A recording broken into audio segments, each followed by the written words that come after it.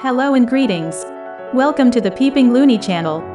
This video will point out some inaccuracies in Netflix's 2022 Blonde movie.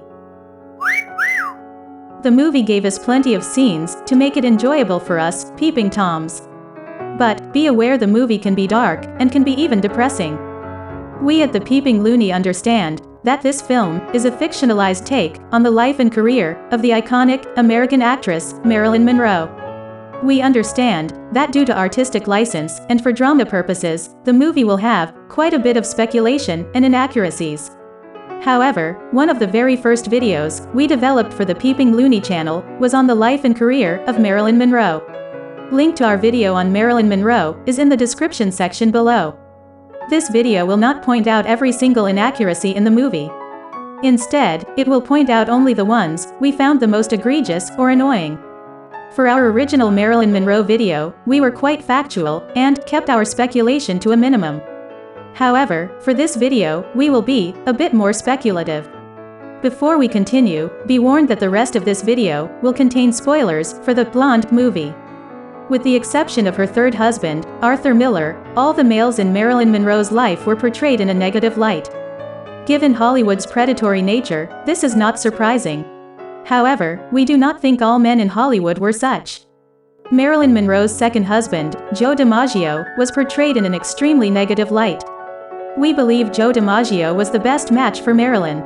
Both had troublesome childhoods, hence, both could understand and relate to each other. Unfortunately, Joe wanted a housewife and was the jealous type. Marilyn was loving the fame and attention she was getting and could not quit her Hollywood career to be a housewife. The film inaccurately shows Joe getting angry over nude photos of Marilyn. However, these nude photos had already appeared in the first issue of Playboy magazine in 1953. That was 1 year before Marilyn and Joe were married. Hence, Joe already knew about the nude photos. During the filming of The 7-Year Itch, the studio decided to film the subway grate scene in Manhattan, in which Miss Monroe is standing on a subway grate with the air blowing up the skirt of her white dress. The shoot lasted for several hours and attracted a lot of spectators. This publicity stunt catapulted Miss Monroe's career even higher, but, at the same time, it infuriated Mr. DiMaggio and marked the end of their marriage. Joe DiMaggio was devastated by their divorce. Years later, he told Marilyn that if he had been her, he would have divorced him too. Marilyn Monroe was a high school dropout, hence she felt inferior. To make up for her lack of education, Miss Monroe read a lot of books and had an extensive library collection. A fact that is overlooked by the film. She was able to have extensive conversations about literature with playwright Arthur Miller. However, these conversations would probably have been considered too boring for the film. However, Mr. Miller was unable to cope with Miss Monroe's mood swings. Because he did not have a troubled childhood, he could not understand Marilyn. To him, it seemed she was crazy. So, he had Marilyn see doctors and psychiatrists. We speculate this is when Marilyn started to have severe addiction problems. The one chapter of Marilyn Monroe's life that was missing from the movie is Miss Monroe's involuntary incarceration in the Payne Whitney Psychiatric Clinic in Manhattan.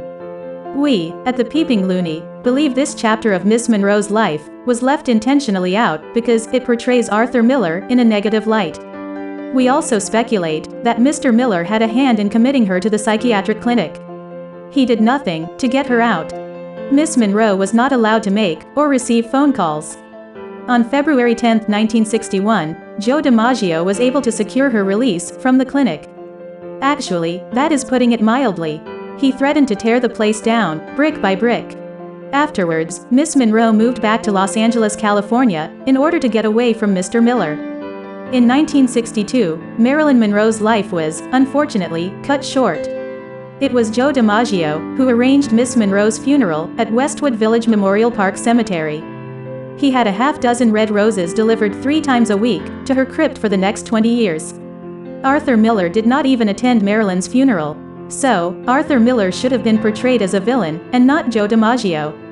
As well as pointing out some inaccuracies in the Blonde film, I hope this video has brought some more insights into the life and career of Marilyn Monroe. Thank you for watching. Hope you found this video informative and entertaining. Please subscribe, like, share, and comment. We do like to know and hear your feedback. We also have merchandise available for purchase on our Teespring store.